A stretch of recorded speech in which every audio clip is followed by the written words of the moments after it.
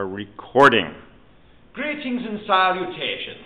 I'm Captain Lucky of the 8th Brigade, here today to give you a tour of the Royal Airship Kamehameha's Danger Room, as presented by the Master-at-Arms.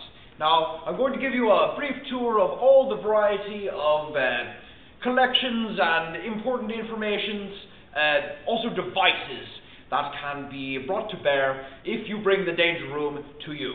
Now, over here we have a variety of lovely instrumental collections. These are some sort of South Pacific weapon, I believe. And over here, this one was collected from a corpse on a beach that had a rather deformed forehead. We don't know a great deal about it, but we're keeping our eyes open.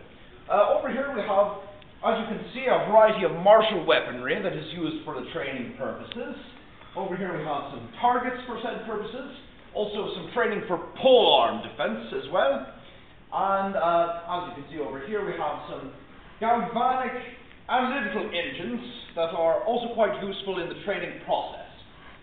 More martial training weaponry. There's a variety of different weapons that the Master-at-Arms can train one with, and as you can see, we also have, of course, the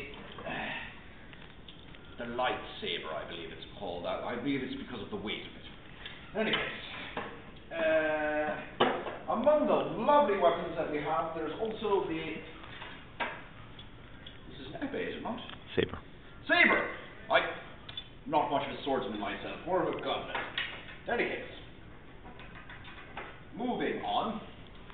Over here we have a display of a variety of collected booty from various skirmishes and such, some of which may be cursed. It's still being catalogued.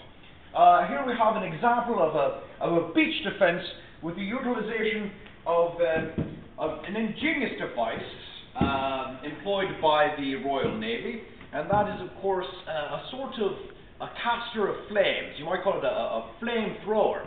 And you can see the tanks here for the fuels that are utilized in that process. And over here, unfortunately, there's a skull that might have belonged to Professor Pinckney, God rest his soul, among other things.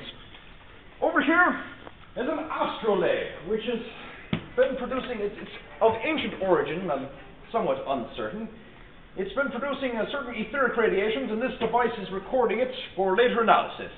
We believe that it may become useful for the Royal Navy at some point. And behind it, and in addition to it, we have the galvanic shower, isn't it, by Mr. Barton Wright.